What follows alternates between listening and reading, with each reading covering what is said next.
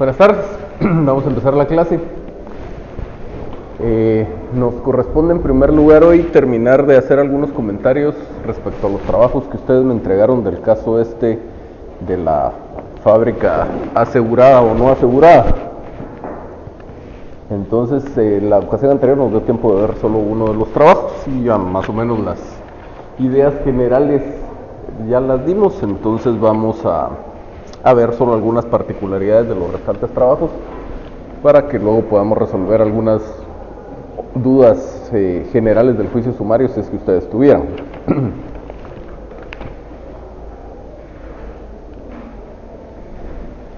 Entonces les decía la clase anterior que respecto a las estipulaciones de este contrato de seguro, que aunque no tengamos la póliza, al final de cuentas el contrato existe y aunque sea un contrato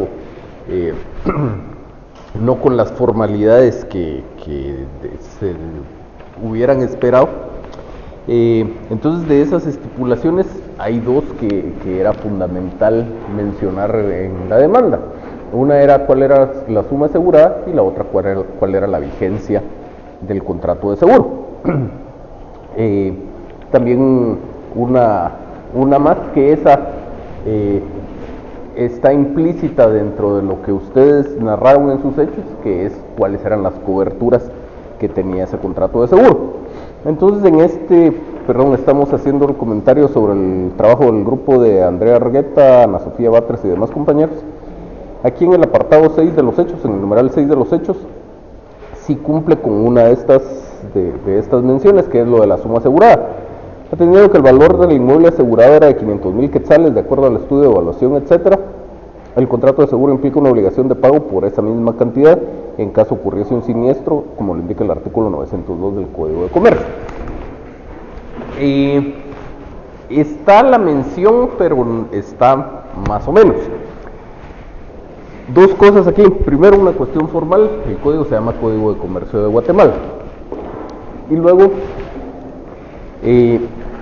una cosa es cuál es la suma asegurada y otra cosa cuál es el valor del bien.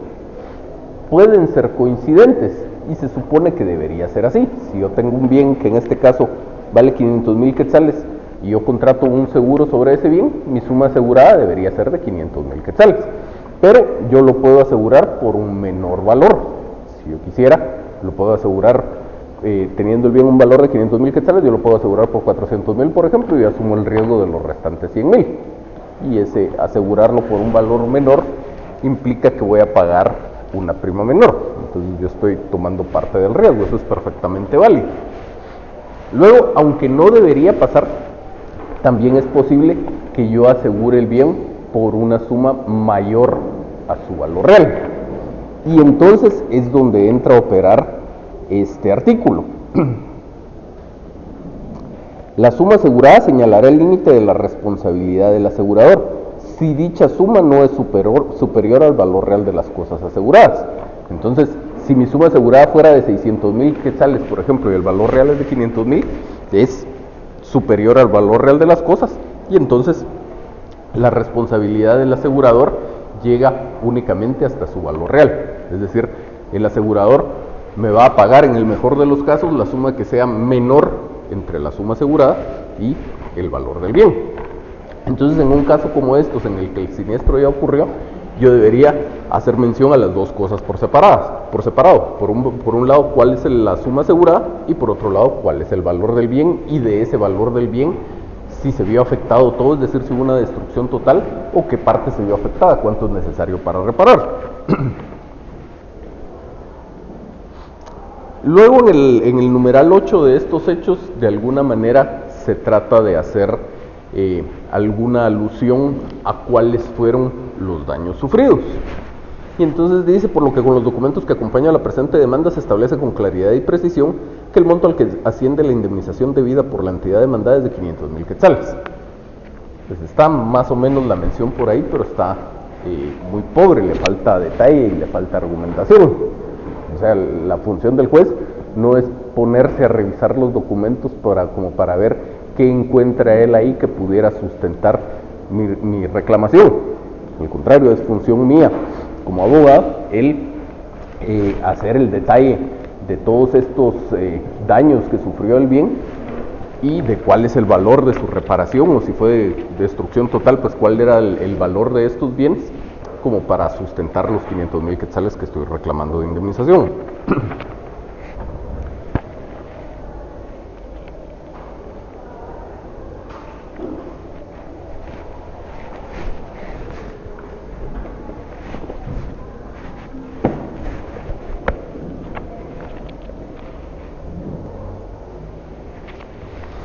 Luego siempre fíjense en las normas jurídicas que están citando. Aquí en el fundamento de derecho me citan el artículo 883 del Código de Comercio de Guatemala, y según la demanda, en este artículo dice que el contrato de seguro se perfecciona, etc. Y en realidad es el artículo 882 el que establece eso.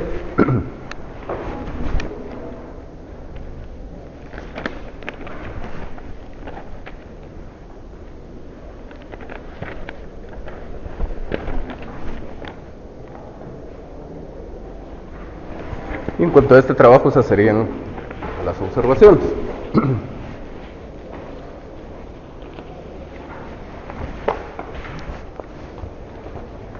Seguimos con el trabajo de Fernando Alonso y Yasmín Varías y demás compañeros.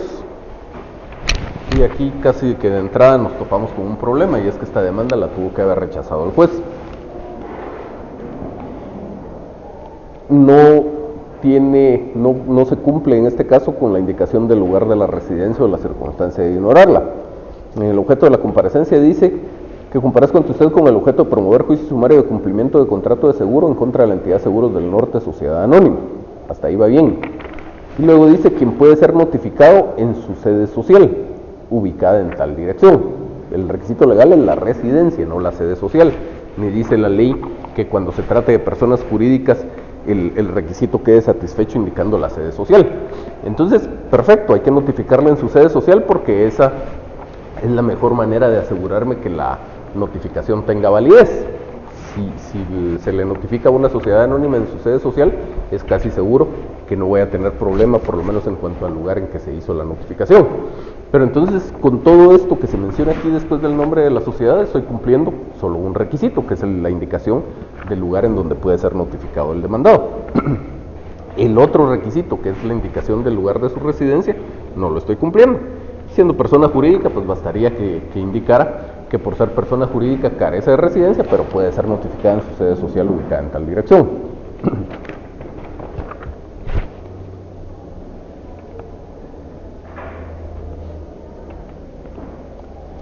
Luego hay un tema importante en esta demanda que creo que solo este grupo lo tocó y que era un buen refuerzo para la argumentación que se estaba haciendo.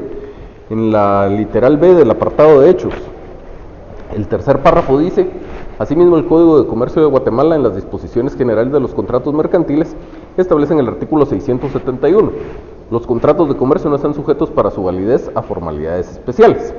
Cualesquiera que sea la forma y el idioma en que se celebren, las partes quedan obligadas de la manera y en los términos que aparezca que quisieron obligarse. Se exceptúan de esta disposición los contratos que, de acuerdo con la ley, requieran formas o solemnidades especiales. Entonces, esta norma es fundamental porque, en el caso particular, las partes no cumplieron con las formalidades acostumbradas o incluso establecidas en la ley para la formalización de ese contrato de seguro, con la salvedad de que la ley establece que se debe emitir una póliza, pero este no es un contrato solemne. Entonces, a diferencia de otros en donde la ley exige que se celebren en escritura pública, por ejemplo, con la consecuencia de que si no se celebran en escritura pública, el contrato no existe. En este caso, el contrato sí existe, y de hecho el mismo Código de Comercio dice que si no hay póliza se puede probar con una confesión de la aseguradora o con algún otro medio de prueba. Entonces, el contrato es válido a pesar de que no se cumplió con la formalidad de que se emitiera la póliza. Pero hay que abordar el tema y hay que reforzar la argumentación relativa a esa validez del contrato. De lo contrario, quedamos a expensas de que el argumento de la otra parte, por ejemplo, fuera que no existe contrato de seguro precisamente porque nunca se emitió una póliza. Y yo me quedé sin la oportunidad de decir algo al respecto.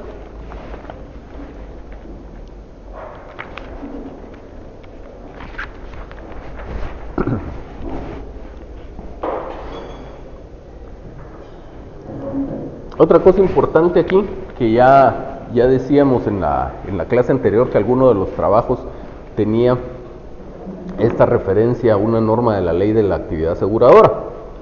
Entonces aquí, más adelante en esa misma literal B, en la página siguiente, dice: el artículo 80 de la ley de la actividad aseguradora establece que se consideran intermediarios de seguros las personas individuales o jurídicas que promuevan la contratación de seguros ofrecidos por aseguradoras autorizadas para operar en el país, mediante el intercambio de propuestas y aceptaciones, que fue precisamente lo que ocurrió en este caso, y el asesoramiento para celebrarlos, conservarlos o modificarlos según la conveniencia de los contratantes, así como la debida asesoría en los reclamos correspondientes.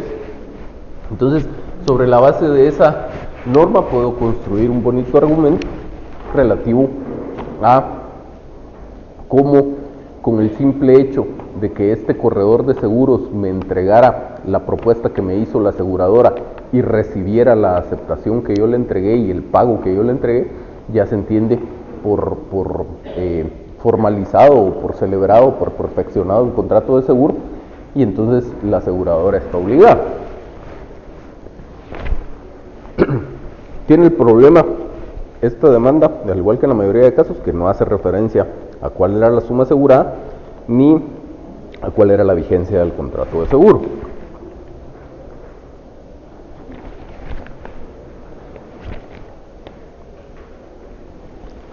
Más aún, luego de esto, que esto hubiera sido en esta literal B, que se refiere a la existencia del contrato de seguro, y hubiéramos tenido que mencionar esas estipulaciones principales de este contrato. Pero más aún, nos vamos a la literal C, que trata sobre el incumplimiento del contrato de seguro. Y entonces, pues ya se hace referencia a la existencia del siniestro, a la presentación del reclamo, a la denegación de ese reclamo. Pero hay dos cosas importantísimas que nunca se mencionan ahí. ¿Cuáles son los daños que sufrió mi inmueble que está asegurado? ¿Cuál es el monto para reparar esos daños? ¿Sí?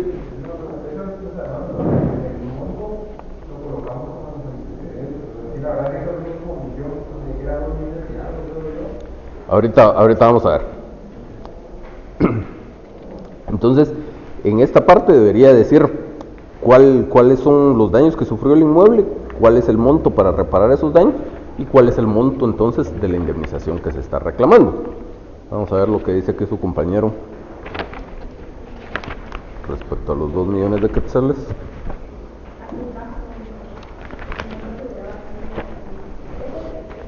El primer párrafo de los antecedentes. El primer párrafo de los antecedentes dice: a partir del día 5 de junio del año 2019, mi representada empezó negociaciones para celebrar un contrato de seguro con la entidad tal. Dicho contrato serviría para asegurar la fábrica de textiles de mi representado ubicada en tal dirección, y el monto asegurado ascendía a 2 millones, etc. Bueno, entonces está bien, tenemos un monto asegurado, que de hecho está mal ubicada la mención aquí, porque aquí todavía no hemos llegado al punto en el que existe el contrato de seguro. Aquí todavía estamos indicando que se empezaron las negociaciones, pero bueno, tenemos una mención de cuál es la suma asegurada. Que eso nos sirve para el comentario que hicimos a la literal B. No decía la suma asegurada ni decía la vigencia, de alguna manera se menciona la suma asegurada, nos sigue haciendo falta la vigencia. Pero ahora estamos platicando de la literal C, ya cuando hacemos referencia al incumplimiento del contrato de seguro. De acuerdo, mi suma asegurada son 2.800.000 quetzales, pero eso no quiere decir que aún existiendo una póliza de seguro y aún existiendo la mejor voluntad de la aseguradora, necesariamente me vaya a pagar esos 2.800.000 quetzales. Es como, por ejemplo, usted asegura su carro, y asegura su carro, digamos, en 100.000 quetzales. Ese es el valor del carro. Usted sufre un choque. Eso no quiere decir que la aseguradora le va a decir, como no, tome sus 100.000 quetzales y ya terminamos. Hay que ver si ese vehículo en principio es reparable todavía. Y si es reparable, ¿cuánto cuesta la reparación? A lo mejor es un rasponcito que le va a costar 500 quetzales repararlo, la aseguradora ni siquiera se lo va a pagar porque no llega al monto mínimo del deducible.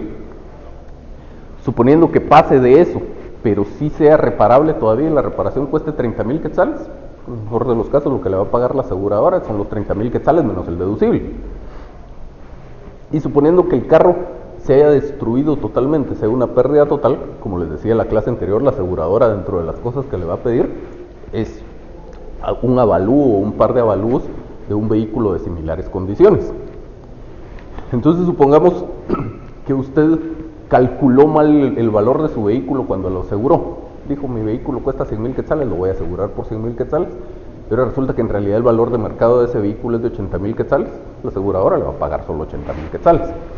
Entonces, todo esto es para insistir en el tema de que una cosa es cuál es la suma asegurada y otra cosa totalmente distinta es cuál es el monto de mi reclamación.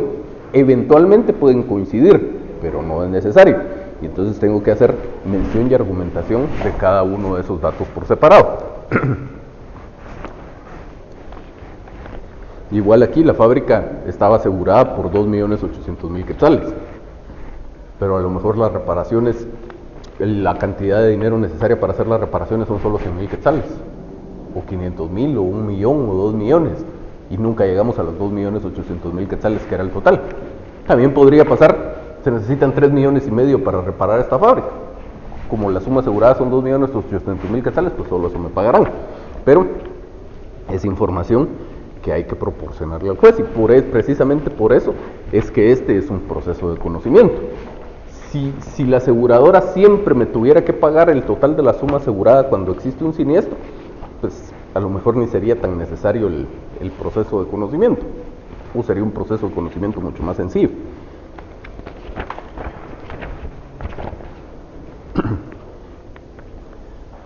Luego un error bastante serio en el que incurrió un par de grupos, es cuando se pide cuando se pide la declaración de las partes. Dice en el ofrecimiento de pruebas, por supuesto, composiciones que deberá absolver el representante de la entidad tal, en la audiencia que para el efecto se señale de conformidad con el pliego de posiciones que implica presentaré en el momento procesal oportuno. En otro trabajo todavía está peor y ya lo vamos a mencionar, pero en este trabajo dice que las posiciones las tiene que absolver el representante legal. El representante legal no es parte en el proceso, la que es parte es la sociedad. Y entonces yo ofrezco una declaración de las partes que va a prestar la sociedad a través del representante legal que designen. Si quiere mandar a su gerente, bueno; si quiere mandar a su administrador único, bueno; si quiere designar un mandatario judicial y mandarlo, perfecto. Es un tema de la sociedad a qué representante legal va a enviar. Entonces yo simplemente pido una declaración de la sociedad, no de su representante legal, que no es parte. Y tenemos nuevamente la deficiencia de que no tenemos pruebas sobre los daños sufridos, ni tenemos pruebas sobre su monto. En los documentos, el nombramiento del representante de la sociedad demandante, las cartas que se estuvieron intercambiando entre las dos sociedades, la copia del cheque con el que se pagó, la nota de recepción de cuando se aceptó el contrato de seguro, y una copia simple del oficio enviado a la aseguradora donde constan el aviso de siniestro y el avalúo de los gastos a que asciende el mismo. Entonces, estoy dando prueba de que yo le avisé a la aseguradora y nada más. Todos los documentos que supuestamente se debieron haber acompañado aquí a este aviso de siniestro son documentos independientes. Entonces yo debería haber ofrecido la copia de este aviso del siniestro, la copia del avalúo de tal cosa, y en general la copia de las facturas de la maquinaria, por ejemplo, todos los documentos con los que comprobó el monto. A lo mejor el bien, que muy probablemente será así, no lo he podido reparar, ofrezco un reconocimiento judicial, que el juez vaya a ver cómo quedó esa fábrica.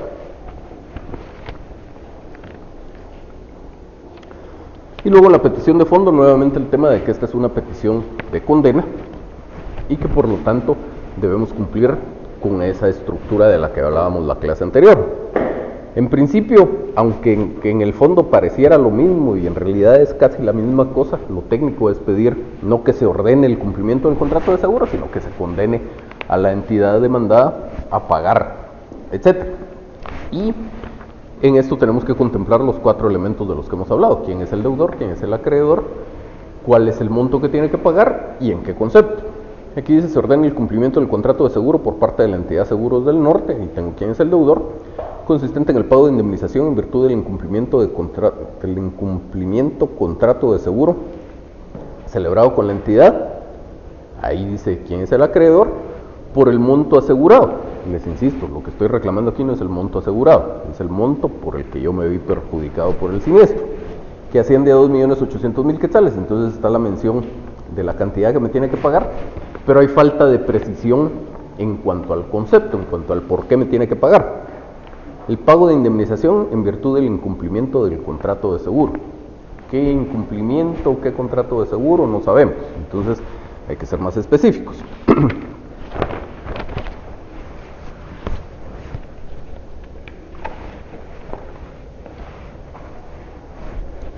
Vemos el siguiente trabajo del grupo de Kimberly Pacheco, Andrea Castellanos y demás compañeros.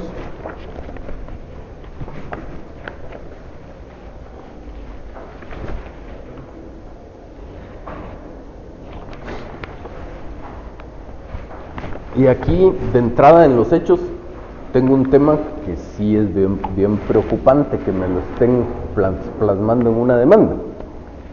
Dice: señor juez, soy propietario de la entidad, etc. Eso no es posible, jurídicamente no es posible. Yo puedo ser propietario de acciones de esa entidad, puedo ser propietario de muchas acciones de esa entidad. De hecho, si fuera propietario de todas las acciones de la entidad, eso es una causal de disolución de la sociedad. Entonces yo nunca puedo ser propietario de una sociedad.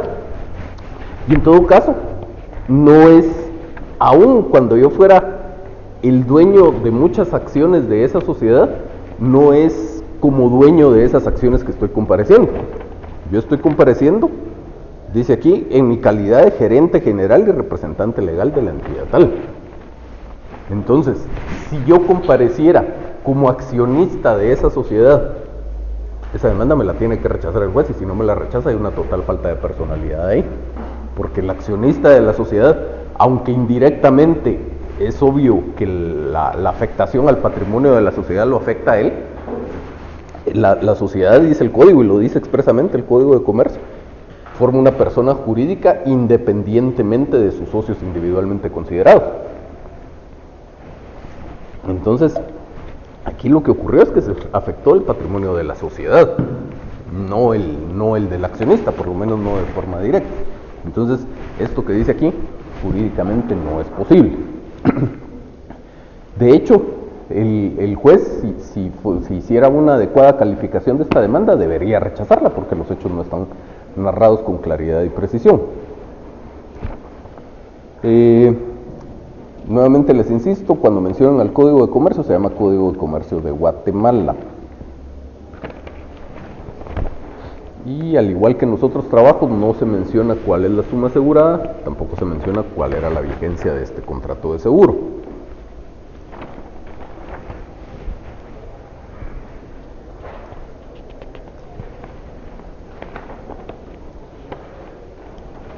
Dentro de los hechos, tenemos una literal B que se refiere a la indemnización del seguro contra incendios. Y entonces se menciona por ahí la existencia de la obligación de esta sociedad de indemnizarme por el siniestro, pues de indemnizar a la sociedad por este siniestro. Pero llegamos al último párrafo de este apartado, justo el que está antes de las conclusiones, y dice: dicha indemnización deberá incluir el valor de las mercaderías, productos natural, el precio del mercado el día del siniestro, así como el valor de adquisición de muebles, objetos de uso, instrumentos de trabajo, maquinaria y equipos nuevos, lo cual se ha estimado que asciende a una cantidad de 1.700.000 quetzales. Entonces ahí pasan un par de cuestiones. No recuerdo si, apágame su teléfono, señorita. No recuerdo si aquí de alguna forma se menciona que todo esto estuviera cubierto en el contrato de seguro. Yo creo que no. Dice...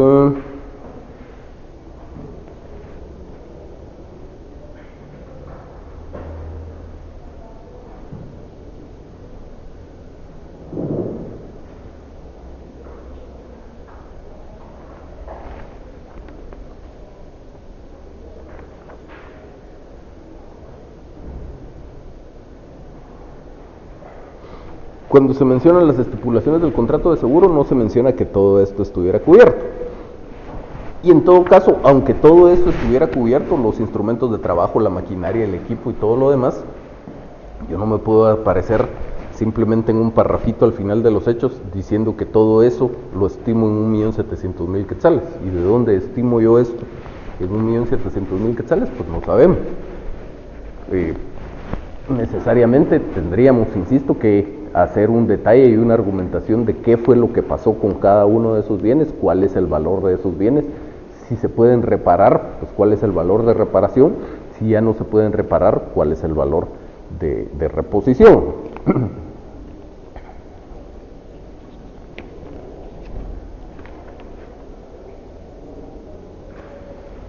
Luego, nos vamos a las pruebas. No es prohibido que yo a una demanda por la que promuevo un juicio sumario o un juicio ordinario acompañe la plica que contiene el pliego de posiciones. Si quiero lo puedo hacer, no es prohibido, pero no tiene sentido. Entonces esa plica me va a servir hasta que presente mi memorial de proposición de la prueba dentro del periodo de prueba. Antes de eso no, entonces no tiene sentido acompañarlo a la demanda. En el juicio oral es diferente, en el juicio oral es a la inversa, lo tengo que acompañar si quiero que el demandado preste declaración. Ahora, con lo que sí tengo un serio problema es con la declaración de testigos, que dice que esta va a ser de conformidad con el pliego de posiciones que implica acompañe. Las preguntas que se le dirigen a los testigos, para empezar, no se llaman posiciones, se llaman preguntas. Pero más allá de eso, nunca se presentan en una plica. Se presentan dentro del mismo memorial en el que presento, en el que hago la proposición del medio de prueba cuando estemos en el periodo de prueba. ¿Qué manda?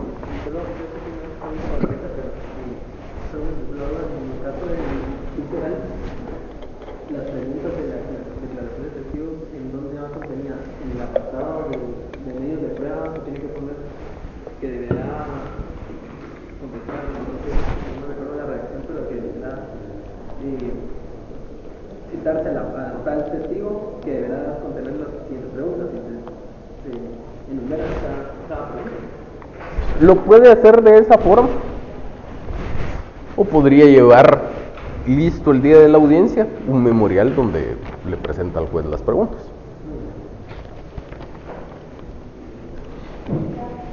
¿Qué manda? Sí. Luego, dentro de las pruebas, nuevamente, no hay algún medio de prueba con el cual demostrar el daño sufrido ni el monto de esos daños. Tengo en los documentos otra vez el nombramiento, la patente de comercio, que no sé para qué les va a servir, una cotización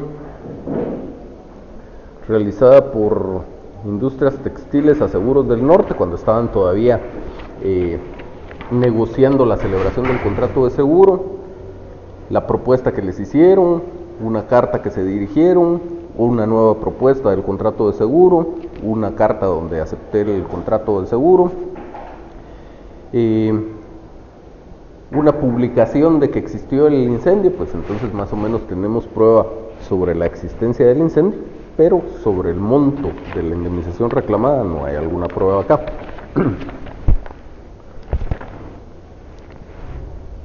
Y la petición, nuevamente el tema de que es una petición de condena. Entonces aquí dice que se ordene a la entidad que me pague. Lo correcto es pedir que se le condene a pagar. Y además, casi al final de la petición, dice que el monto que me tiene que pagar debe incluir un montón de cosas que aquí se enumeran, y luego dice lo cual se ha estimado que asciende a una cantidad de tanto. Eso no lo puedo poner en una petición. En la petición tengo que pedir la condena al pago del monto en una cantidad líquida, que me pague 1.700.000 quetzales, no un estimado.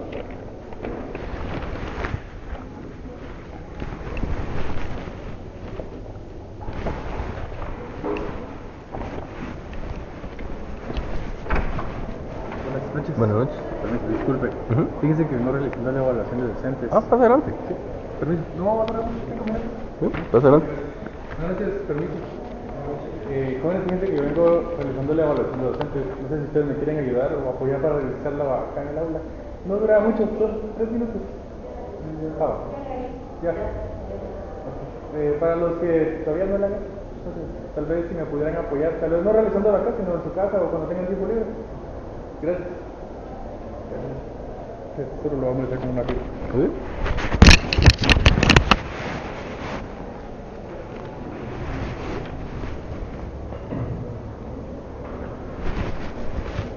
Gracias, buenas noches.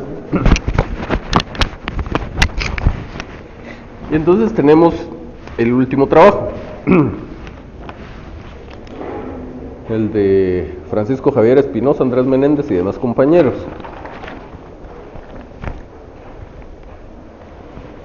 Nuevamente aquí nos hace falta cuál es la suma asegurada, cuál es la vigencia del contrato de seguro. Dentro de los hechos empiezo con unos antecedentes, llego a un siniestro ocurrido y luego dice del cobro del seguro, del cobro de seguro. En base a lo anterior, mi representada, la entidad tal, presentó el reclamo a la aseguradora tal para cobrar el seguro que cubría todo tipo de riesgo, incluyendo el incendio, daños que ascienden a la cantidad de 175.000 quetzales. Nuevamente, es una cantidad que nos estamos sacando de la manga. Pues obviamente algún sustento tendrá, pero no lo estamos expresando en la demanda.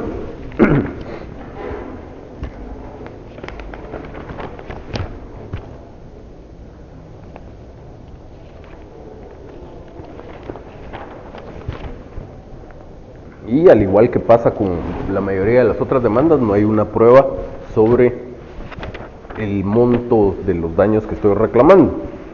Mis documentos es la copia del nombramiento, la copia de la carta, que son las propuestas y contrapropuestas del contrato de seguro, la fotocopia del cheque, el recibo que me dieron cuando pagué,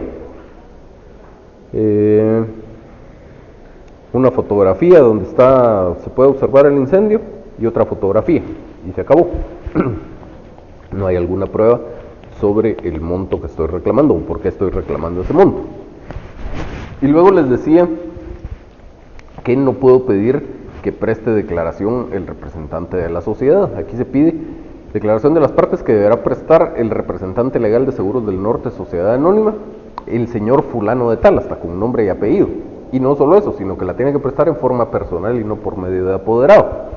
Esa disposición de la ley de que yo puedo pedir que la declaración se preste en forma personal y no por medio de apoderado, funciona solo para las personas individuales, aunque la ley no lo dice de forma expresa, funciona solo para las personas individuales. Si yo estoy demandando a don Juan Pérez, cuando lleguemos al periodo de prueba, yo puedo pedir que preste declaración don Juan Pérez, simplemente así, y entonces ya quedará a decisión de él si quiere llegar a la audiencia o quiere enviar a su mandatario judicial. Pero también la ley me da el derecho a exigir que sea él el que personalmente absuelva esas posiciones y no por medio de apoderado. Pero, como insisto, solo para personas individuales. Porque para personas jurídicas opera el otro párrafo del mismo artículo que ya mencionamos, que dice que cuando las posiciones debe absolverlas una sociedad, a la sociedad le corresponde, a la persona jurídica, dice la ley, le corresponde designar el representante que las va a absolver.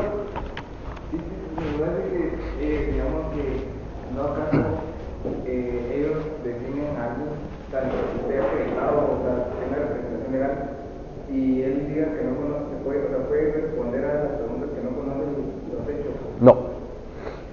La ley, con una redacción no muy clara, sí deja el mensaje de que el representante que absorbe las posiciones tiene que conocer los hechos. Cuando alguien absuelve posiciones, ya sea en nombre propio o representando a alguien más, necesariamente tiene que contestar sí o no a las preguntas que se le dirigen. Luego la ley le da la opción de dar alguna explicación si lo considera necesario, pero tiene que contestar sí o no. No puede decir no sé o no me acuerdo, o ese tipo de respuestas no son válidas. Entonces, pues incluso dice la ley que si el absolvente se niega a responder en la forma que la propia ley establece, el juez lo declara confeso.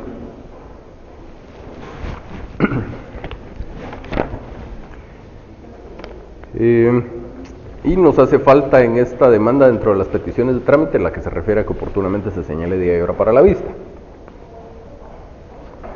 Luego llegamos a la petición de fondo y dice que se declare con lugar la demanda, en consecuencia se declare A, la responsabilidad de Seguros del Norte a cubrir la indemnización derivada del contrato de seguro. B, se condene a Seguros del Norte al pago del seguro por daños materiales ocasionados en las instalaciones de mi representada por el monto de 175,000 quetzales. Entonces, tenemos dos peticiones ahí, de las cuales la primera no es necesaria. Si la quiero incluir, la puedo incluir, pero no es necesaria. La realmente importante a lo que vine al presentar esta demanda es por esto que está como literal B. Pero, como hemos dicho ya varias veces, siendo una petición de condena, tiene que contener 4 elementos. Aquí pedimos que se condene a Seguros del Norte. Estoy tratando quién es el deudor y estoy tratando cuál es el monto, son 175,000 quetzales.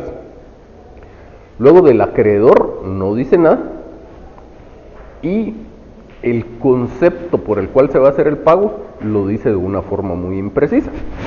Se condena a Seguros del Norte, sociedad anónima, al pago del seguro por los daños materiales ocasionados en las instalaciones de mi representada.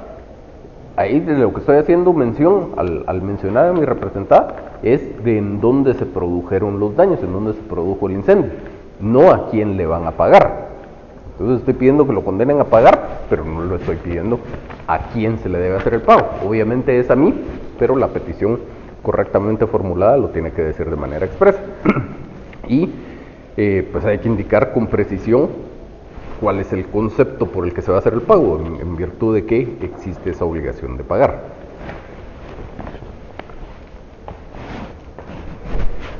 Y esas serían mis observaciones sobre los trabajos de ustedes. No sé si quedó alguna duda. Sí.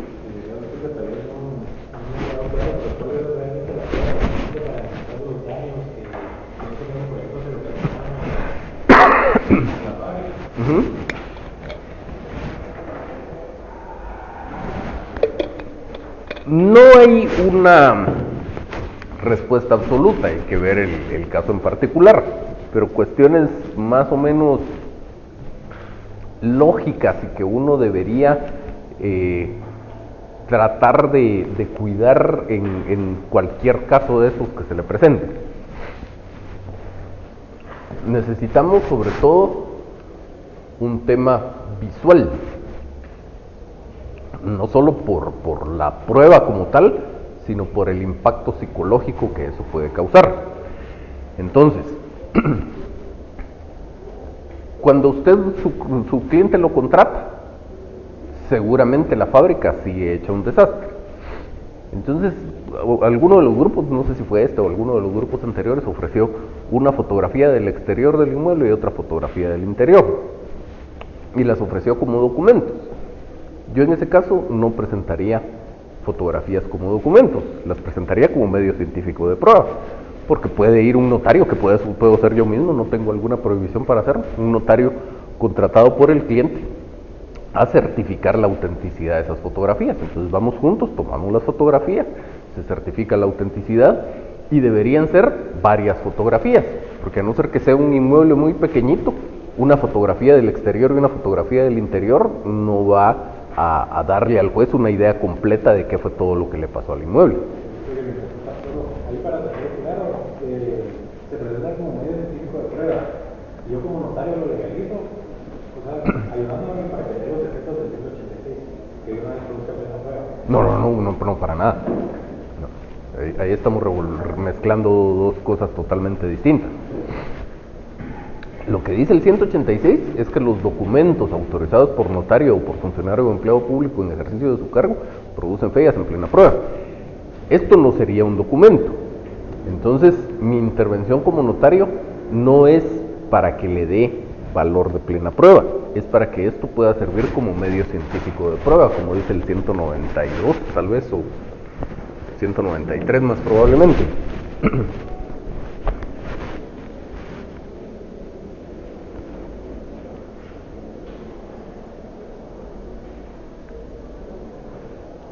(192) Certificada su autenticidad por el secretario del tribunal o por un notario, pueden las partes aportar fotografías y otro montón de cosas, pero lo que nos interesa en este momento son las fotografías.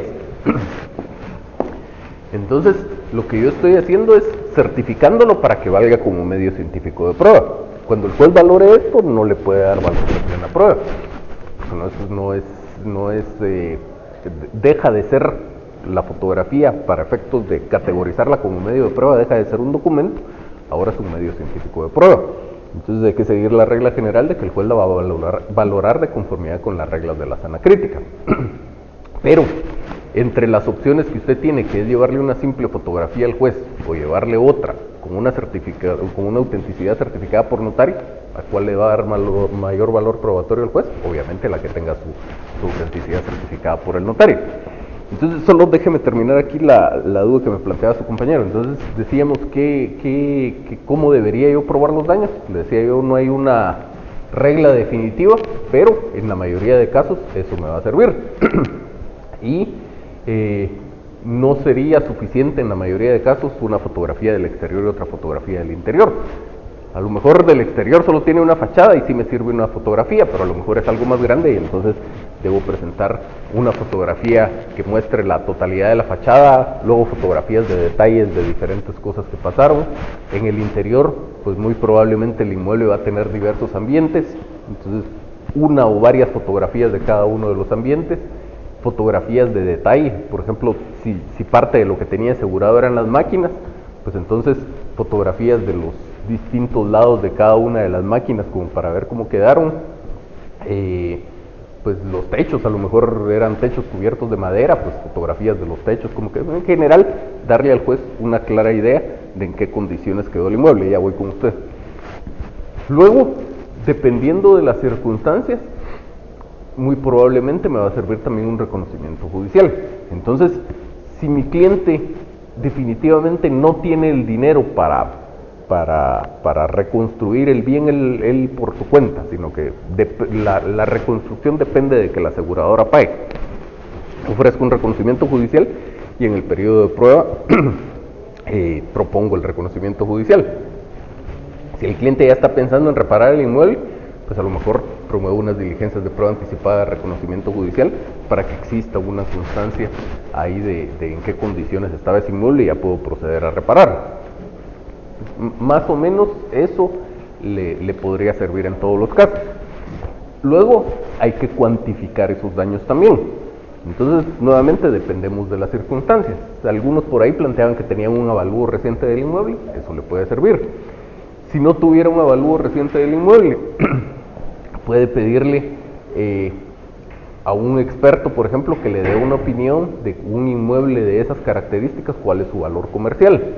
O puede pedirle a una constructora que le haga una cotización de cuánto le cobran por repararle el inmueble o por volverlo a construir si fue una destrucción total.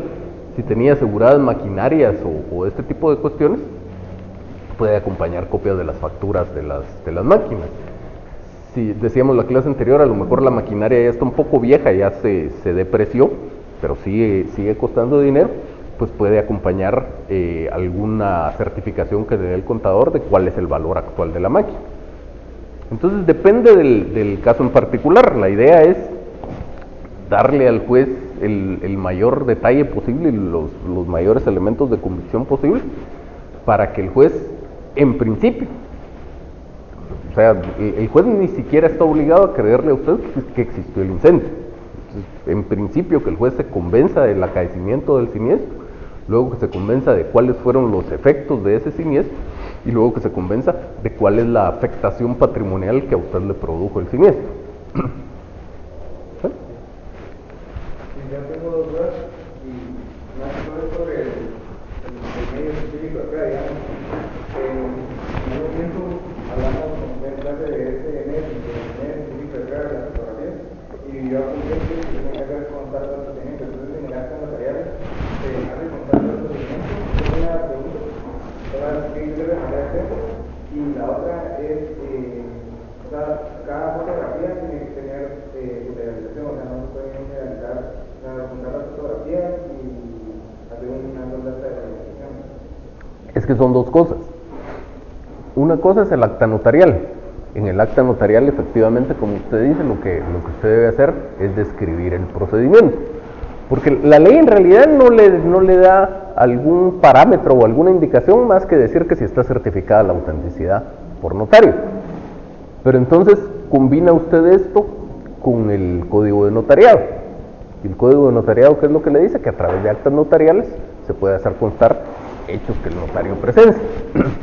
Entonces, la forma en la que usted como notario puede certificar la autenticidad de una fotografía es si usted presenció la toma de la fotografía y presenció todo el proceso que se siguió hasta tener en sus manos ya la fotografía, de tal forma que no esté alterada esa fotografía. Entonces, lo que debería hacer es describir en el acta notarial desde con qué tipo de cámara se tomó. Lo ideal para este tipo de cuestiones, aunque la calidad de la imagen es muy mala, pero lo ideal son las cámaras instantáneas, porque con eso pues no hay posibilidad de manipulación. En orden de preferencia, por supuesto no es una regla escrita, pues es algo pues, nada más cuestión de práctica. En orden de preferencia lo ideal sería una cámara instantánea, le seguiría en orden de preferencia una cámara de rollo, y ya si no hay otro remedio pues se queda con una cámara digital. Entonces pues hace constar en qué cámara, eso quiere decir la marca, el modelo, el número de serie, etcétera de la cámara, qué elemento de recopilación de la imagen se utilizó, es decir, si fue un cartucho para una cámara instantánea, un rollo para una cámara de rollo. En cualquiera de esos casos, pues otra vez describe la marca, el modelo, la cantidad de exposiciones que tenía. Si fuera una cámara digital, pues lo ideal sería que comprara una tarjeta de memoria nueva. Entonces describe el tipo de tarjeta de memoria, la marca, la capacidad, que es nueva, que usted la abrió, que la insertó en la cámara, etc. Ya luego va describiendo la toma de cada fotografía. Entonces, primera fotografía, en esta está la fachada total del inmueble.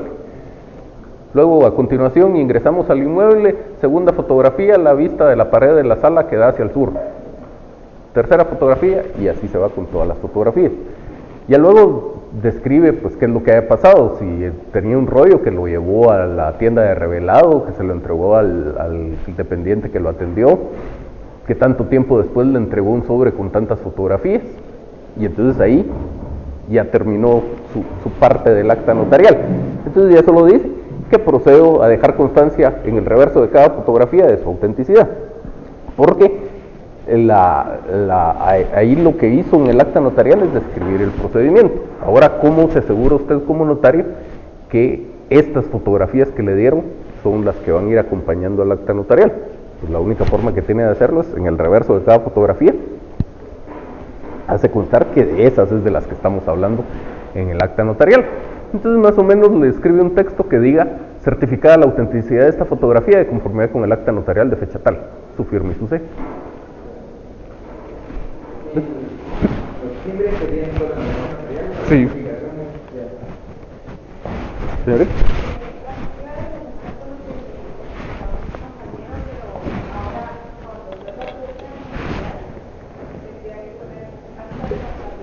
No, su medio científico de prueba son las fotografías. Entonces, dentro de los medios científicos de prueba, usted ofrece, por decir algo, 25 fotografías del inmueble en el que ocurrió el siniestro, cuya autenticidad se encuentra certificada de conformidad con el acta notarial de fecha tal. ¿Ya no tendría que escribir cada fotografía? Sí. Y eso no sería que no esté bien individualizada, ¿no? Digamos, fotografía de tal parte o fotografía la fotografía de la sala, una fotografía de la fachada, algo así. Eso No es necesario porque, como bien dijo su compañera, usted ya lo hizo en el acta notarial. Porque lo que sí estaría malo es que su acta notarial dijera solo tomo 25 fotografías y nos vamos.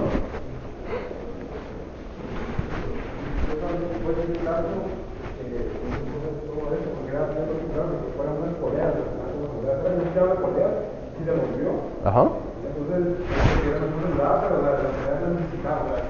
Al día siguiente, empezó a manual a preparar los colegas. Ajá. Y se siguieron viviendo, pero lo que tenía era como fotos que los trabajadores habían tomado y las colegas habían caído por el interior. Entonces, para reclamar, fue complicado porque no tenían pruebas de que había daño todavía, porque daño no había. Y lo que quedaba era que los daños eran fotos de los empleados que habían tomado. Pues no necesariamente va a estar usted en una situación ideal. Si su cliente lo llama a usted, porque incluso pudiera ser que su cliente, ya atendiendo a las particularidades de un caso como este, diga: aquí me corro el riesgo de que la aseguradora no me vaya a pagar, y ya sé que este licenciado es muy bueno, lo voy a contratar desde el principio para que me asesore en todo el proceso. Pero lo más probable es que no.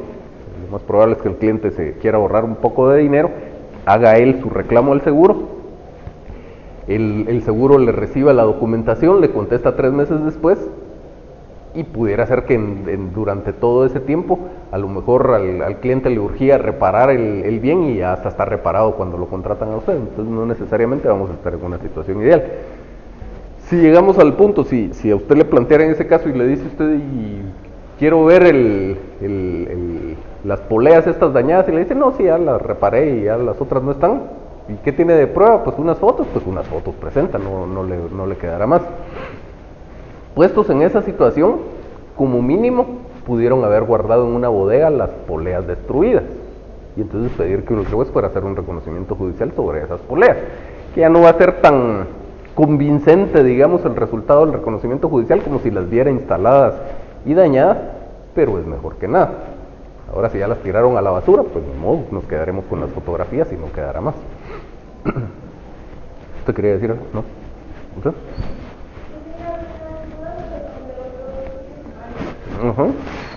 Solo antes de darle la palabra a su compañera, ¿alguien tiene algo más con este caso? ¿Sí?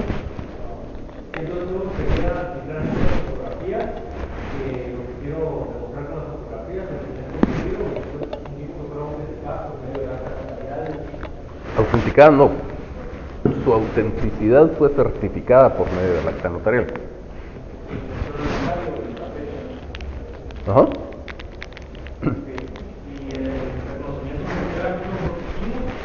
¿Ofrecieron? Lo ofrecieron, lo proponen en el periodo de prueba. En cuanto al experto, habría que hacer mención aquí. No. ¿Qué manda? En la proposición, cuando estamos en el periodo de prueba. ¿Alguien más? ¿No? Entonces sí, señorita, su duda.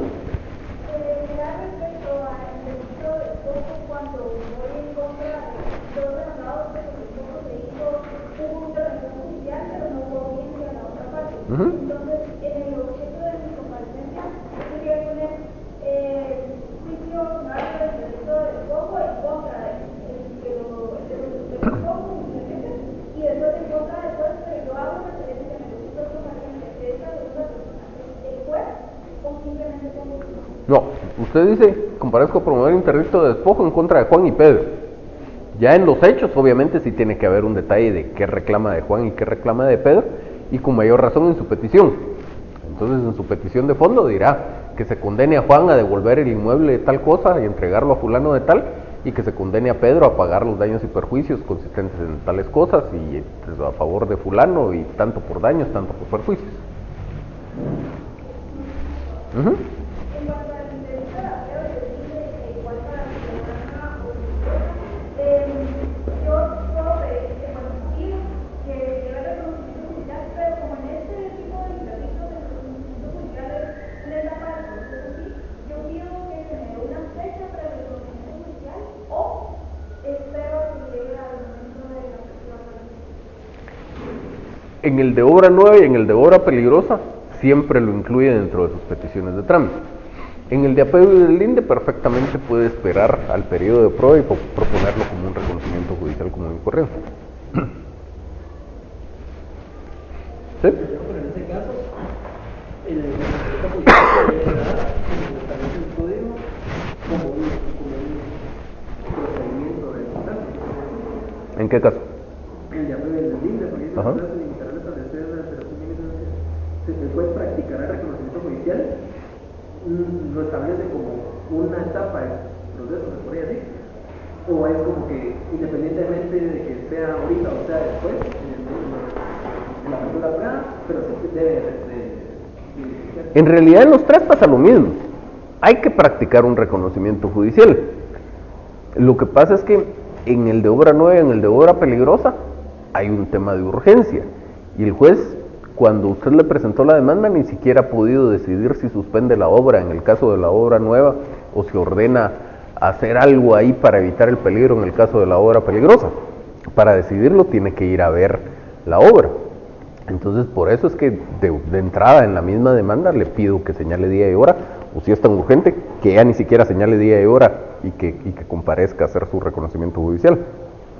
El de apego y del INDE, pues tengo de alguna manera una afectación porque se están pasando a parte de mi propiedad, pero no me voy a morir por eso. Podemos esperar a llegar al periodo de prueba y que en ese momento se celebre.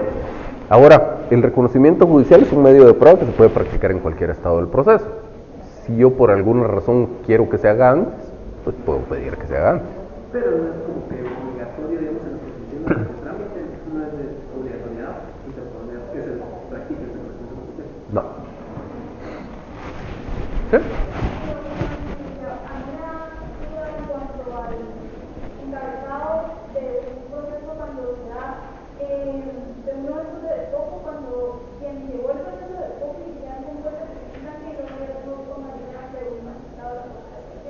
Usted nunca comparece ante un magistrado de la Corte de Apelaciones, usted comparece ante una sala de la Corte de Apelaciones. Entonces ahí el encargado sería Honorable sala, etc. Lo mismo que le pondría si fuera juez, solo que en lugar de decir señor juez, es honorable sala. Por ejemplo, si lo presenta aquí en la ciudad capital, dirá honorable sala de la Corte de Apelaciones del ramo civil y mercantil que designe el centro, etcétera, etcétera, etcétera.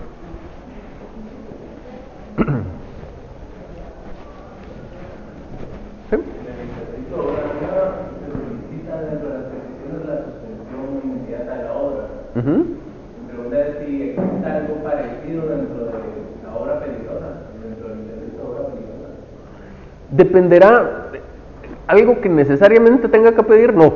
Ahora, dependiendo de las circunstancias, podrá ser que la cuestión es tan peligrosa que algo hay que hacer para evitar el peligro mientras tanto.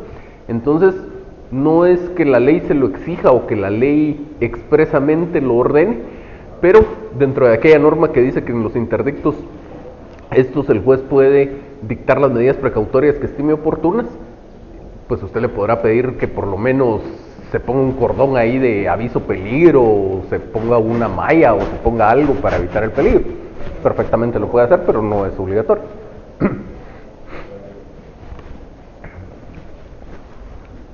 ¿Qué manda? En el delito de robo, no se opone quien haya tomado el inmueble, se procede a la restitución. Ajá. Debería hacer mención de que se tiene que hacer eso en la petición de trámite, que se le notifica otra parte y No, es una petición de fondo. una petición de fondo. Ujú. Pero igual tengo que mencionarlo, pues no lo haría de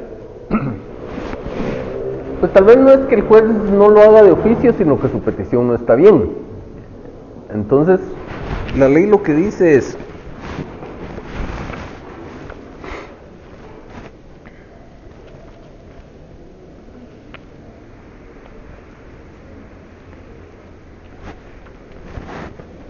si el demandado no se opusiere o de la información resultaren probados los extremos de la demanda, el juez ordenará la restitución. Entonces, usted en cualquier demanda, olvídese del interdicto, en cualquier demanda, usted cuando llega a su petición de fondo dice más o menos que llegado el momento procesal oportuno se dicte la sentencia que en derecho corresponde, en la cual se declare A con lugar la demanda, etcétera, etcétera, etcétera. Entonces, en este caso en particular, para atender la opción esta que le da la ley, usted debería decir más o menos que llegado el momento procesal oportuno se dicte la sentencia que en derecho corresponde, en la cual, si la parte demandada no se opusiera a la demanda o con los medios de prueba resultaran probados los hechos afirmados en esta demanda, se declare, A con lugar la demanda, etcétera, etcétera, etcétera. ¿Sí?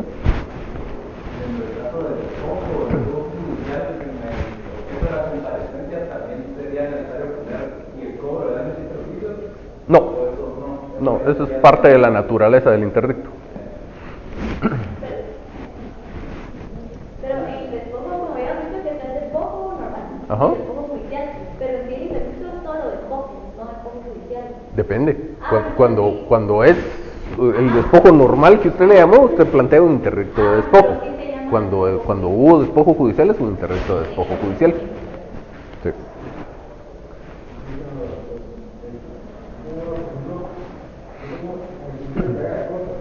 Ajá. Procede cuando se tiene el trato de virtudes leyes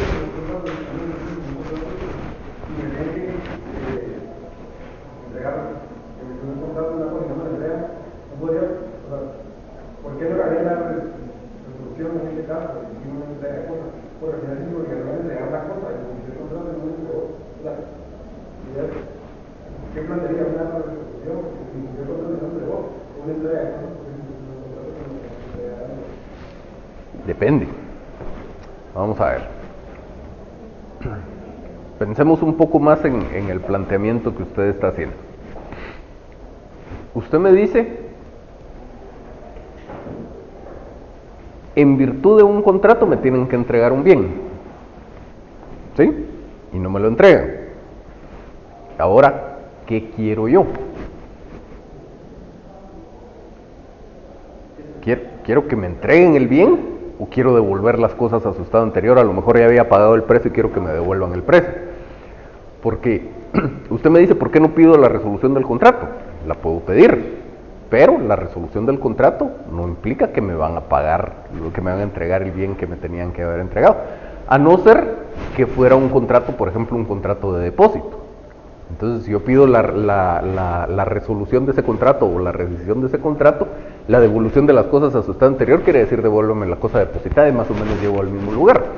Pero en la mayoría de casos no va a ser así. Si era un contrato de compraventa, por ejemplo, si a mí lo que me interesa es el bien que me tienen que entregar, tengo que plantear una demanda que me permita que el juez ordene que me entreguen ese bien.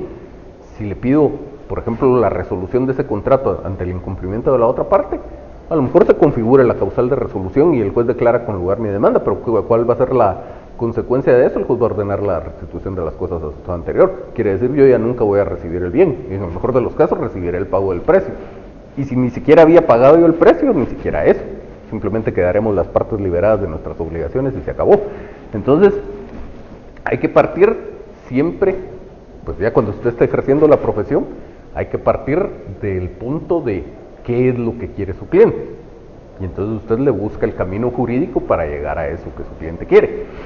Y si estamos hablando de trabajos o exámenes que yo les planteo, muchas veces, si yo quiero orientar hacia un tipo de demanda en particular, yo le digo, a su cliente le interesa tal cosa, o su cliente lo contrata a usted para tal cosa, o para ir descartando, le digo, a su cliente no le interesa tal otra cosa. Como en el caso de los alimentos que les ponía yo, a su cliente no le interesa demandar en los Estados Unidos. Entonces, para más o menos ir orientando el tema. Si simplemente le presento un caso y le digo, ¿qué haría usted? Pues ya piensa usted qué haría y con qué cree que su cliente quedaría mejor protegido o mejor atendido sus derechos si tiene más de una opción. Con esto que hablas, hablando dos cosas. La primera, por ejemplo, aquí también se podría pedir la ejecución o cumplimiento del contrato, pero es más rápido la vía sumaria que No, es que cuando la ley habla de la ejecución del contrato, no está hablando de un proceso de ejecución, sino está hablando de forzar el cumplimiento del contrato. Pero si el cumplimiento del contrato era que él me entregara la cosa y no me entregó, obviamente sería el momento un juez, dependiendo, pero sería un juicio ordinario, por ejemplo, de cumplimiento del Depende de qué estemos hablando.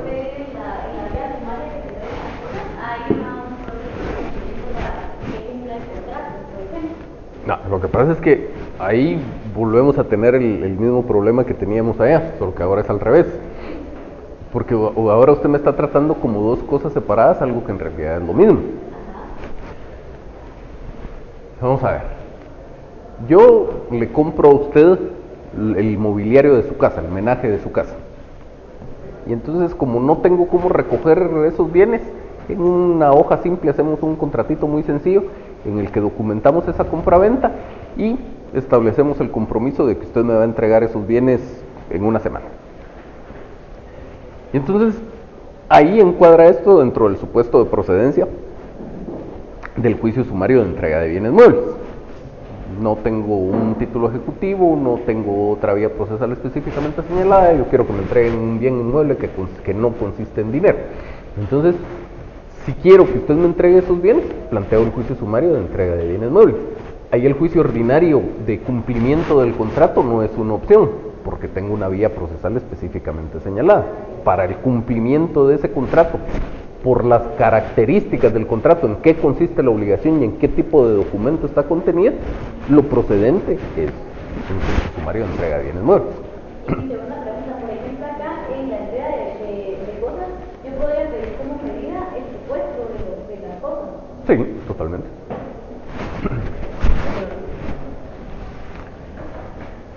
¿Más dudas? ¿Cualquier cosa del juicio sumario?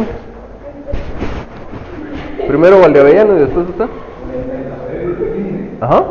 Tengo duda de cómo se hace, cómo redactar en sí en los hechos los movimientos, las alteraciones que hay dentro de los bienes. No entiendo cómo Lo que pasa es que volvemos a lo mismo. Necesita usted tener los datos del caso en particular. Entonces, usted lo que necesita es describirle al juez en qué situación, en qué ubicación estaba el lindero físico entre los dos inmuebles. Entonces, pues dependerá de las características del bien y en dónde haya estado ese lindero físico.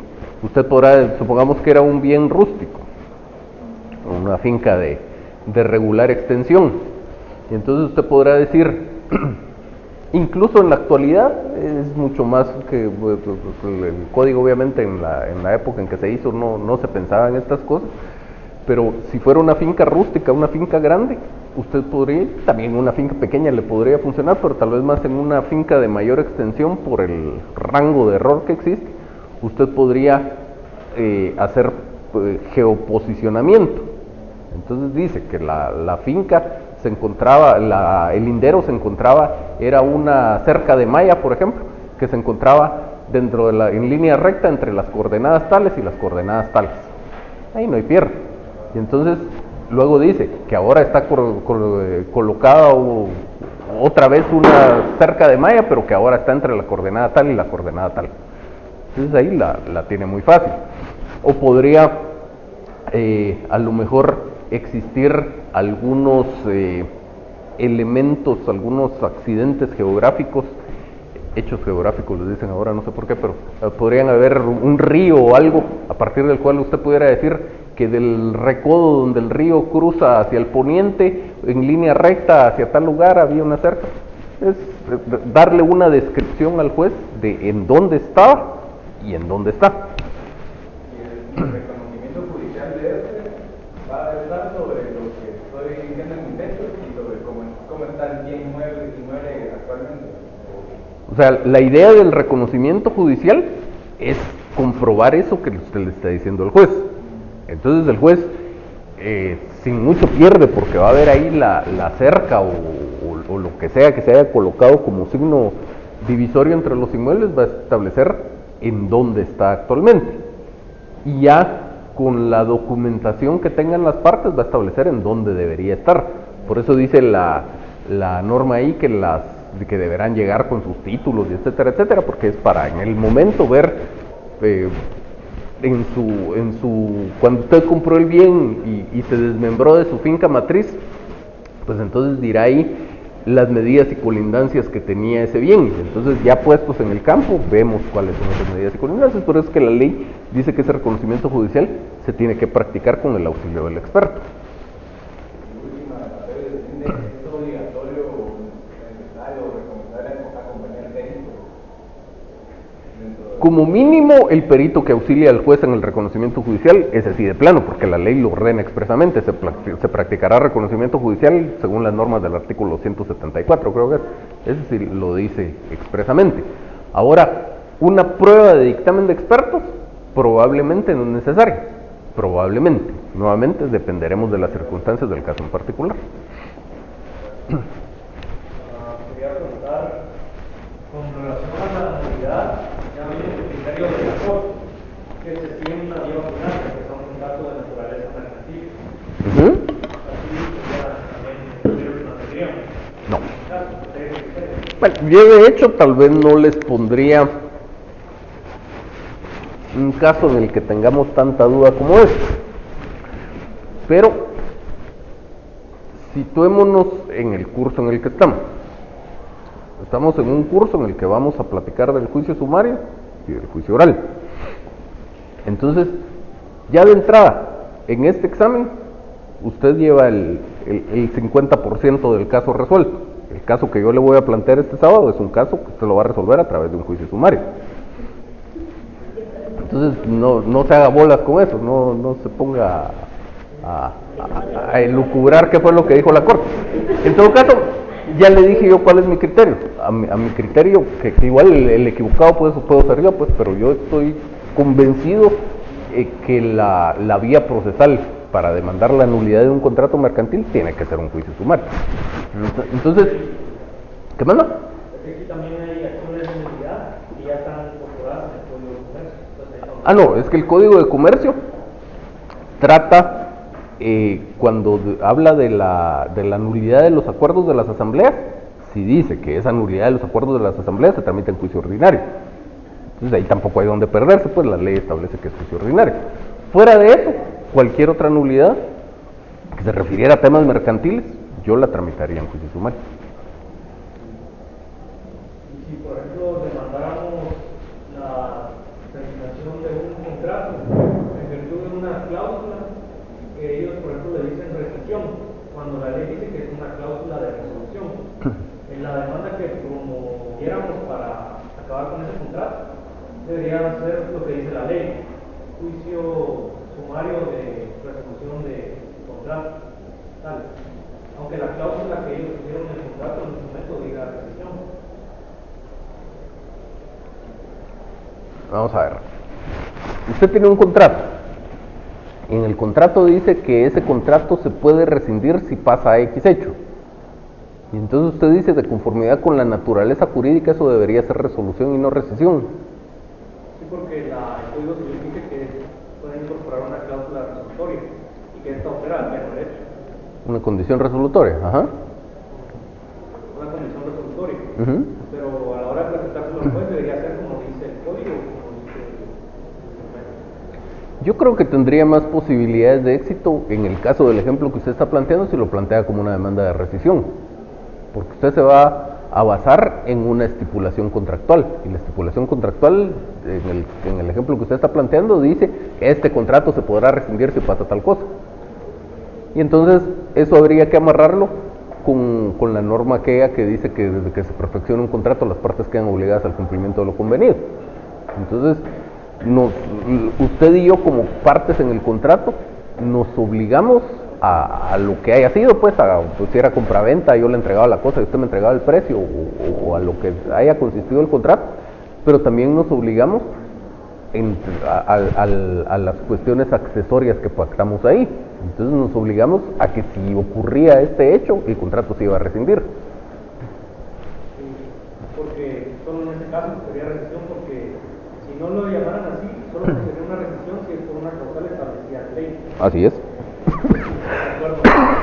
¿Qué manda? Entonces están de acuerdo las partes en querer acabarlo. Así es. Sí.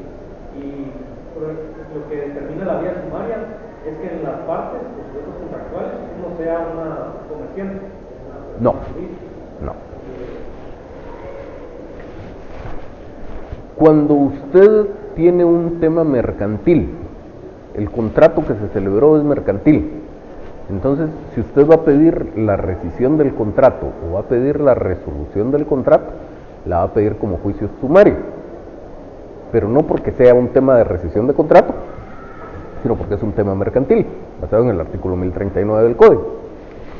Ahora, si no es un contrato mercantil, usted puede plantear un juicio ordinario o un juicio sumario. ¿De qué depende cuál de los dos va a escoger? De si es rescisión del contrato y además usted ya cumplió con su parte de la obligación, la ley le permite ir a la vía del juicio sumario. De lo contrario, tendrá que ser un juicio ordinario. Si fuera resolución de un contrato que no es mercantil, es juicio ordinario. Si fuera rescisión de un contrato que no es mercantil y que usted como demandante no ha cumplido, es juicio ordinario. No tendría que ver el objeto, por ejemplo, si es una sociedad que lo está haciendo, su objeto es hacer ese tipo de actividades. No, por eso le estoy hablando de contratos que no son mercantiles. Si es mercantil es juicio sumario, pero por el 1039. Al final yo había entendido que obviamente ya en el momento de tratar cómo va a ser la evolución de las cosas, que se condena a la persona, por ejemplo, a que me entregue algo, ¿verdad? Ajá. Pero yo también tengo que pedir que me condene a mí mismo, o sea, como que se condene al... No como petición de condena, pero sí. No como condena, sino sería solo como... Le puede pedir al juez que le ordene hacer tal cosa. O que previo depósito que yo haré en la tesorería del organismo judicial de la cantidad de tanto, tal cosa. Como que yo lo voy a hacer de forma voluntaria. La idea es que usted no podría, en ese caso, pretender que le devuelvan la cosa si usted no devuelve el dinero, porque entonces hay un enriquecimiento sin causa. Sí, pero yo a mí no me tendría que como que pedir que me condenen, pues, porque podría buscar... Con la palabra condena no, que se me ordene. pero sí puede pedir que se le ordene. Con la palabra condena no, porque encima de todo usted es demandante, entonces no puede pedir que ahí estaría ejercitando en nombre propio un derecho ajeno.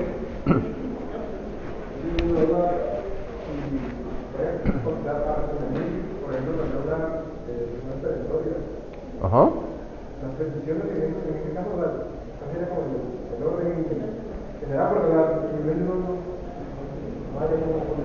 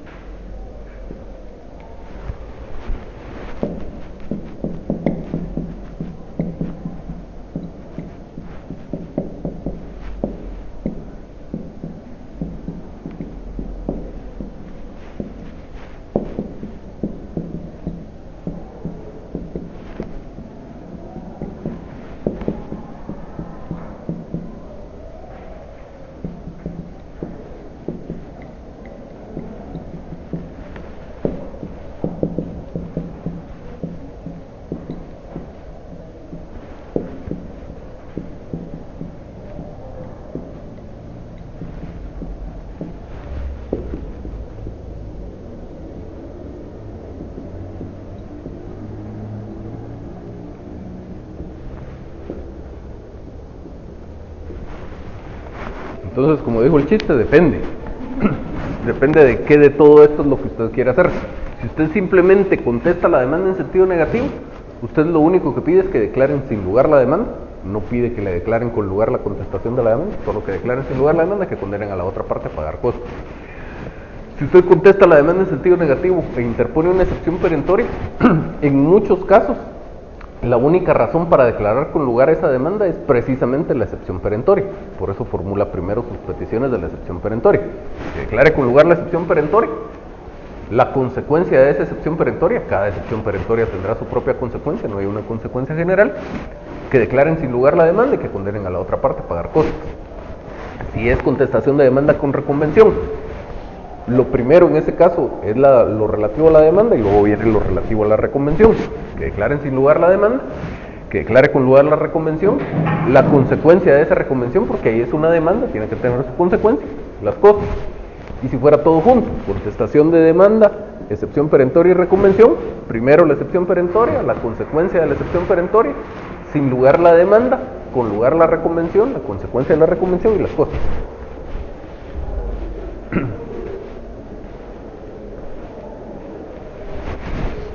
¿Más dudas?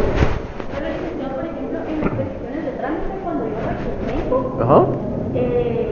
al final de cuentas, yo tengo que pedir todo como que fuera una demanda nueva, pues, que emplace Por al supuesto. referido, perdón. Ajá. Y todo esto, pero de la contestación, pero ya no habían en sí peticiones de trámite de la contestación en sentido negativo, porque... Por supuesto que la tenga por contestar en sentido negativo. Bueno, ajá, pero sería solo la primera, pero de ahí como todo es se hacen lo mismo. O sea, más le diría yo que es al revés. Usted tiene una estructura cuando solo contesta la demanda en sentido negativo. Sus peticiones generales y de cuestiones formales, y llega al punto en que pide que se tenga por contestada la demanda en sentido negativo, que se abra prueba el presente juicio por 30 días si fuera juicio ordinario, y de ahí en adelante la vista, etc. Entonces, si es una contestación de demanda con reconvención, usted llega exactamente igual hasta el punto en que pide que se tenga por contestada la demanda en sentido negativo. Hasta ahí va todo igual, y la única diferencia es que le va a agregar 2 peticiones más antes de pedir que el juicio se abra a prueba. Entonces le va a agregar una donde pide que se admita para su trámite como la demanda que como reconvención de tal cosa planteo en contra de fulano de tal, que se emplace el reconvenido por 9 días si esto fuera juicio ordinario. Esas son las 2 peticiones que tiene además, y ya luego la siguiente será que oportunamente se abra a prueba el proceso y todo lo demás sigue igual. ¿Algo más? Sí. En el caso del despojo, Ajá. en el despojo no judicial, es necesaria también la intervención de la PGN o eso solo es en el despojo judicial. En el despojo común y corriente no es necesario.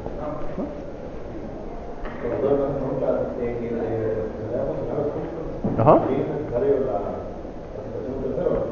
La citación de un tercero. ¿Por qué? Porque según también el despojo judicial, se demanda al técnico judicial a la PGN. Ajá. En la demanda de funcionarios públicos solo es al funcionario, porque igual si no me equivoco, lo que es respaldar la solidaridad. La solidaridad en general, en cualquier caso que a usted le hablen de solidaridad en términos jurídicos, lo que le están diciendo es una obligación en la que puede pasar del lado activo o del lado pasivo, es decir, del lado del acreedor o del lado del deudor. En este caso la solidaridad es del lado del deudor, y lo que quiere decir es, usted tiene 2 deudores. Uno es don Juan Pérez, que ocupaba el cargo de funcionario de empleo público y que fue el que me causó los daños o los perjuicios, y otro es el Estado o la institución estatal para la que este señor trabajaba. Entonces la ley dice, ahí hay una responsabilidad solidaria. ¿Y eso qué quiere decir? Usted decide si demanda a don Juan Pérez por toda la obligación, o si demanda solo al Estado, o si demanda a ambos al mismo tiempo. Ahí no hay tercero. Son 2 demandados, o este demandado, como usted quiera, al gusto del cliente. Pero en el caso del despojo judicial, la PGN sigue teniendo como No, es que ahí me está mezclando otro caso. No, no, se puede ser por la duda de cómo se toman las decisiones, porque a veces que a las personas del juego judicial se supone que se le empezado a la Procuraduría General de la Nación por el asunto. Pero en este caso es porque en la razón por la decisión. No es como un tercero.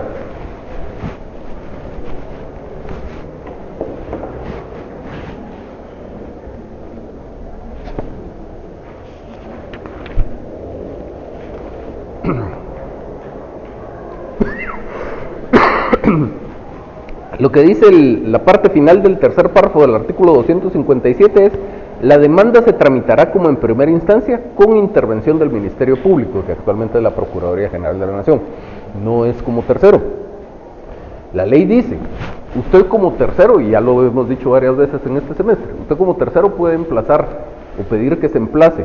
Cuando usted demanda a alguien, puede pedir que se emplace como tercero a alguien en dos circunstancias.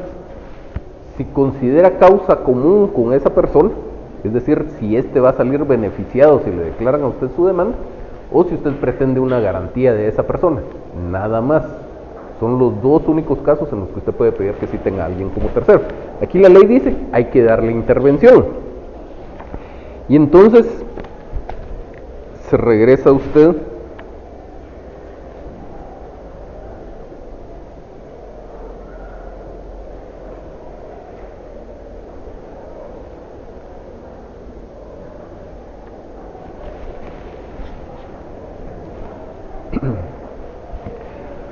al artículo 53 del Código, que habla de litis consorcio.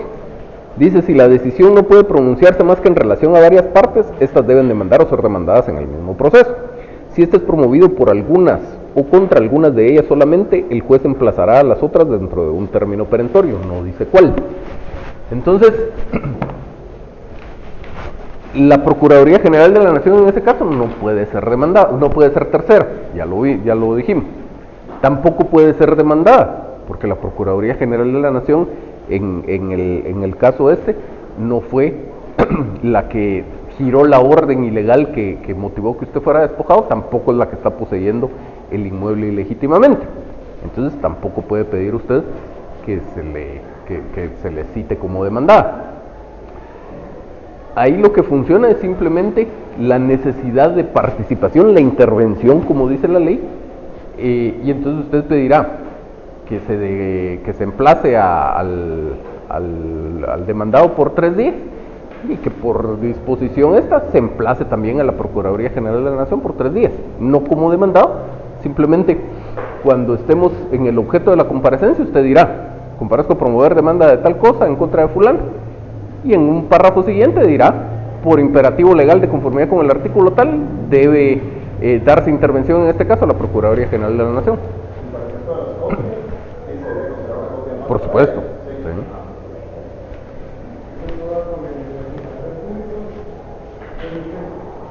Cuando se demanda al Estado, como la entidad administradora, en este caso sería, ¿se podría dar una intervención a la entidad administradora de los trabajadores funcionarios o todo debería ser genérico? Ninguna de las dos. Usted demanda al Estado. Que aquí pasa lo mismo que cuando demanda una sociedad. Si usted demanda una sociedad, usted demanda a la sociedad. Ya cómo comparezca la sociedad es otro tema. Aquí, si usted quiere hacer uso de esa responsabilidad solidaria que tiene el Estado, usted demanda al Estado. El Estado, por supuesto, comparecerá a través del Procurador General de la Nación. Y en la parte donde usted dice que le notifiquen al Estado, dirá que hay que notificarle a través del Procurador General de la Nación en sus oficinas ubicadas en tal dirección. Pero usted demanda al Estado. Solo licenciado, con estas, la interposición de acciones previas, pero las que pueden interponer en cualquier estado del proceso, yo las puedo interponer junto con mi contestación. No, esas querían siempre aparte, un memorial aparte. Sí.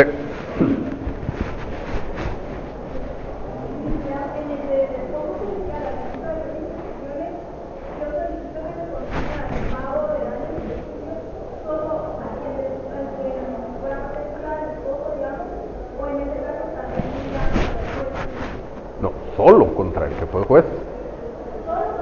Porque es lo que dice la ley, que el juez condenará al que fue juez al pago de daños y perjuicios. Pero solo estos, por ejemplo, si uno presenta un memorial aparte, obviamente ya no son excepciones previas. No, Solo sería es que no son previas. Cuando usted la presenta como excepción en cualquier estado del proceso, dejan de ser previas. Entonces solo sería excepción del antecedente. Así es. Sin ningún otro Calificativo. Ajá. Bueno, los veo el sábado.